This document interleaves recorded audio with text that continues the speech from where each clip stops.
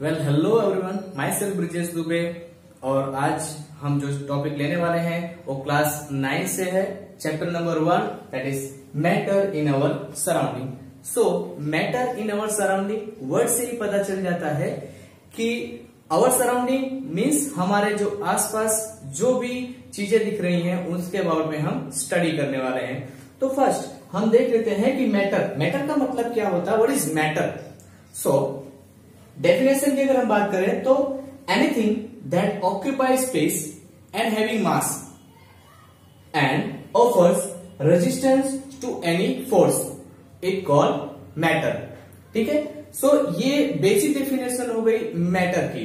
ठीक है, अगर हम एग्जांपल देखें कि मैटर क्या होता है या मैटर हम किन चीजों को कह सकते हैं, सो मैंने यहां पर एग्जांपल लिखा हुआ है, एग्जांपल ऑल यूनिवर्स। और यूनिवर्स यानी कि हमारे आसपास में जो भी चीजें हैं, एनीथिंग जो भी आप देख पा रहे हो, लाइक ट्यूबलाइट है, आपके हाथ में अभी मोबाइल फोन है, कंप्यूटर स्क्रीन है, टीवी है, रिमोट है, एनीथिंग आप जो भी अपने आसपास में ऑब्जर्व कर रहे हो या महसूस कर रहे हो, वो सारी चीजें क्या है, वो मैटर ही है। According to Indian philosophers, matter can be classified into 5 primitive elements. So they are also known as a पंच तत्व, like air है, soil, sky, fire and water.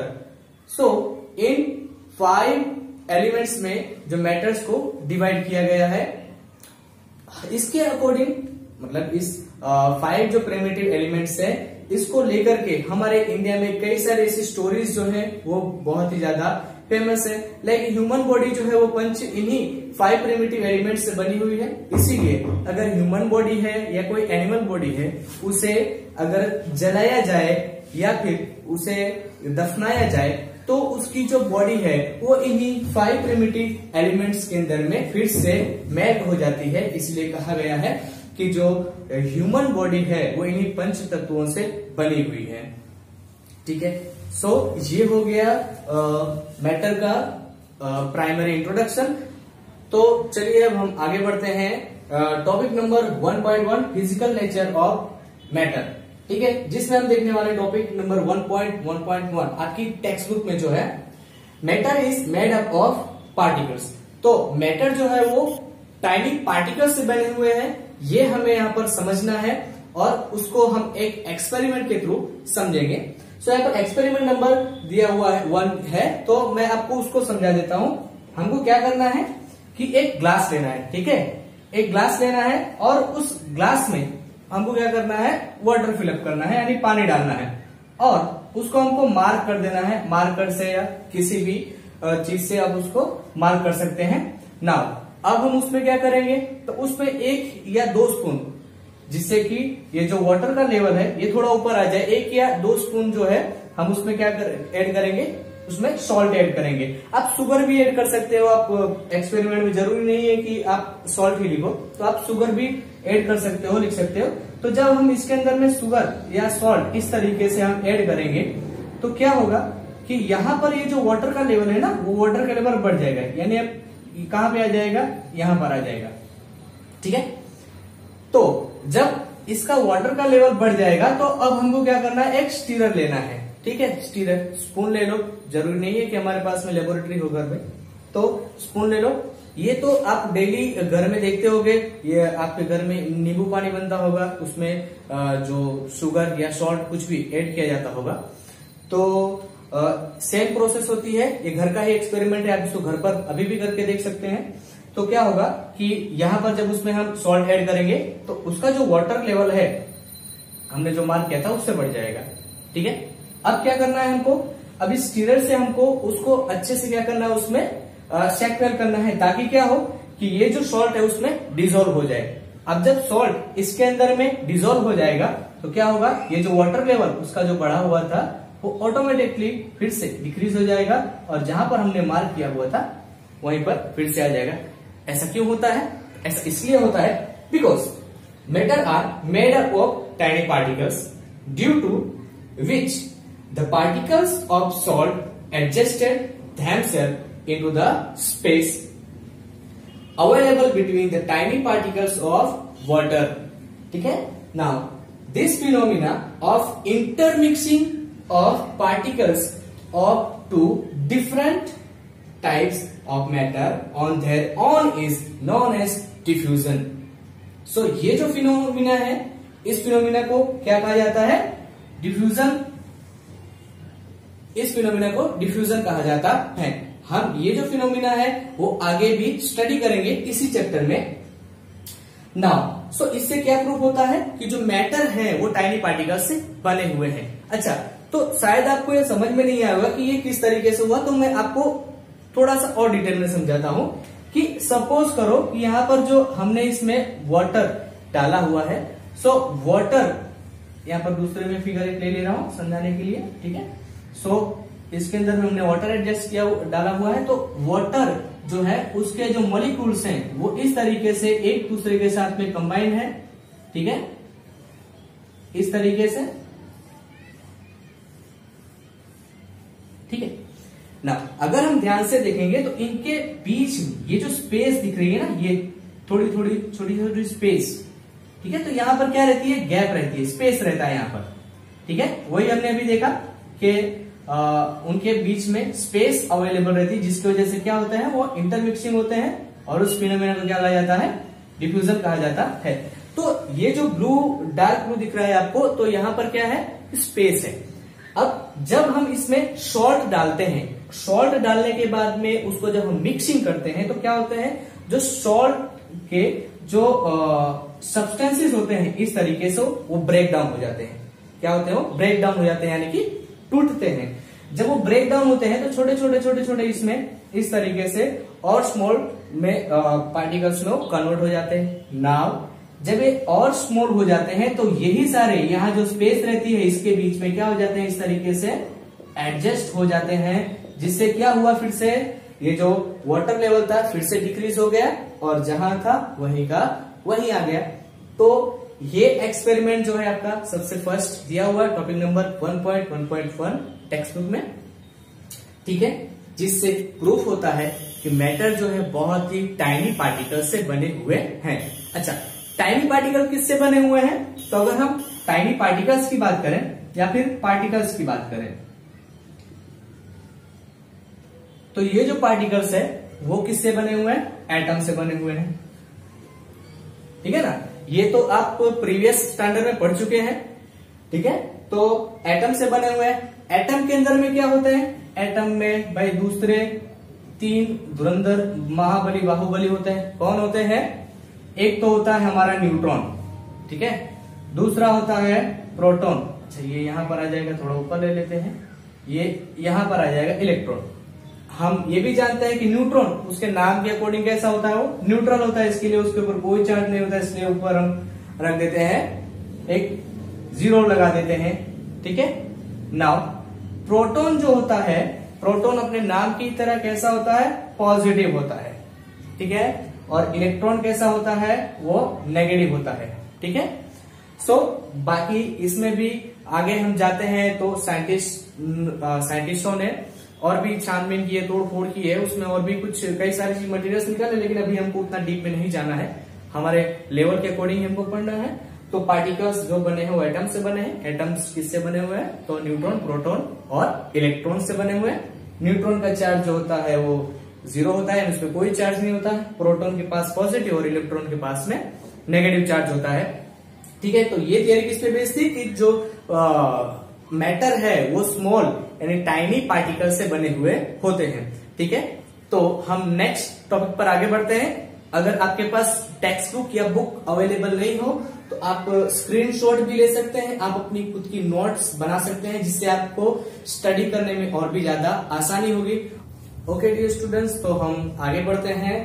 Next हमारा जो टॉपिक है 1.1.2 how small are this particles of matter. यानी कि ये जो अभी हमने जस्ट पहले पढ़ा मैटर, उसके बाद में ये देखा हमने कि मैटर जो है पार्टिकल्स के बने हुए हैं। पार्टिकल्स जो है बहुत ही स्मॉल टाइनी यानी होते हैं। तो ये कितने स्मॉल होते हैं, कितने टाइनी होते हैं, ये देखने के लिए बुक में जो दिया हुआ है एक्सपेरिमेंट, हम वही एक्सपेरिमेंट यहाँ पर स्टडी करेंगे। मैं जो आपको पूरा पढ़ाऊंगा आपको वो टोटली बुक बेस्ड ही होगा, ताकि आपको हर एक टॉपिक जो है वो समझ में आए।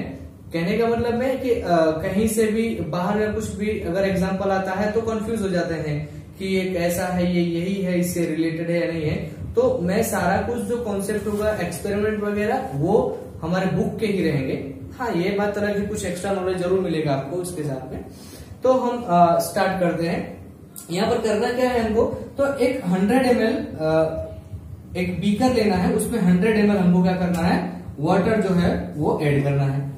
उसके बाद ये फर्स्ट स्टेप हो हमारा। दूसरा क्या है, अब फिगर बहुत उतनी बढ़िया नहीं बनी है बट काम चल जाएगा।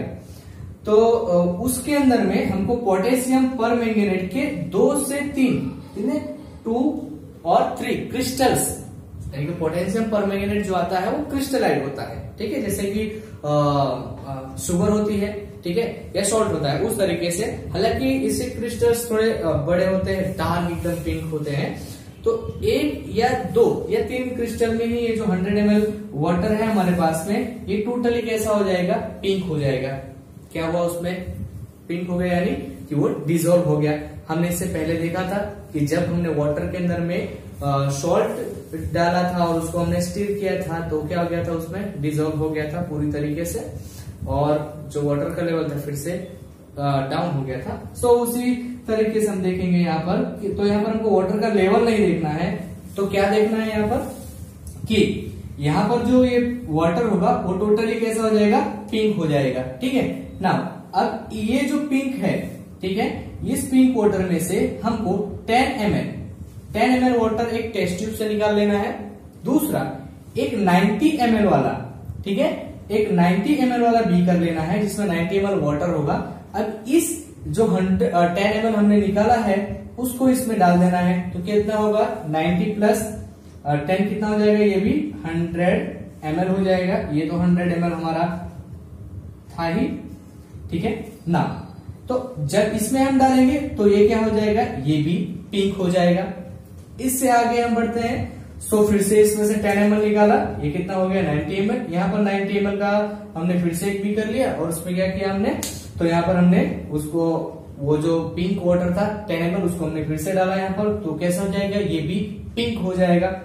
इस तरीके से ये जो प्रोसीजर है ये 5 to 8 टाइम आपको रिपीट करना है और आपको ऑब्जर्व करना है कि क्या होता है। यानी कि हम यहाँ पर क्या कर रहे हैं, ये जो हमने स्टार्टिंग में जो सॉल्यूशन बनाया, सॉल्यूशन क्या होता है हम आगे भी पढ़ेंगे, चैप्टर नंबर 2 में आएगा। तो ये जो सॉल्यूशन बनाया, अब जैसे हम आगे बढ़ते जाएंगे तो ये लाइट होता जाएगा, ठीक है। तो मैंने यहाँ पर ग्रेटर देन साइन यहाँ पर यूज किया है, यानी ये जो पिंक है ये सबसे ज्यादा होगा, सबसे ज्यादा डार्क होगा, फिर यहाँ पर जाएंगे तो थोड़ा लाइट होगा, यानी क्या होता जा रहा है, हमारा जो सॉल्यूशन है वो डाइल्यूट होता जा रहा है। यहाँ पर जाएंगे तो और डाइल्यूट होगा, यहाँ पर जाएंगे तो और भी डाइल्यूट होगा। एट लास्ट में जब ऐसे हम प्रोसेस करते जाएंगे तो एक टाइम ऐसा आएगा कि वहां पर जो वाटर होगा हमारा टोटली कैसा हो जाएगा, तो प्योर वाटर जैसा ही हमको मिलेगा, जो हमारा सॉल्यूशन होगा वो, ठीक है। तो लेकिन इसका मतलब ये नहीं है कि उसके अंदर में पोटेशियम परमैंगनेट के जो हमने पार्टिकल्स डाले थे वो अब नहीं है। अगर हम उस वाटर में से एक ड्रॉप वाटर लेकर के अगर उसको हम माइक्रोस्कोप में अगर हम देखते हैं तो वहां पर हमको पोटेशियम परमैंगनेट के जो पार्टिकल्स हैं वो हमको देखने को मिलेंगे, ठीक है। ऐसा क्यों, तो हम वही तो स्टडी कर रहे हैं, how small are this particles. तो पार्टिकल्स इतने ज्यादा स्मॉल होते हैं कि हमको ऐसे नेट आइज से हमको वो दिखेंगे नहीं। जैसे कि मैंने कहा कि हमको एट लास्ट में यहाँ पर जो करते करते उसको डाइल्यूट करते करते जो हमको लास्ट में मिलेगा वो एकदम कैसा हो जाएगा, प्योर वाटर जैसा ही हो जाएगा, ठीक है। तो वो हमको नेट आइज से नहीं दिखेगा, उसको देखने के लिए क्या करना पड़ेगा, हमको माइक्रोस्कोप का यूज करना पड़ेगा।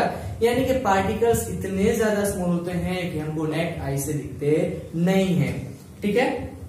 तो ये कितने स्मॉल तक हो सकते हैं, अप्रोक्सीमेटली कितने होते हैं, तो अप्रोक्सीमेटली 1 नैनोमीटर जितने होते हैं। कितने होते हैं, 1 नैनोमीटर।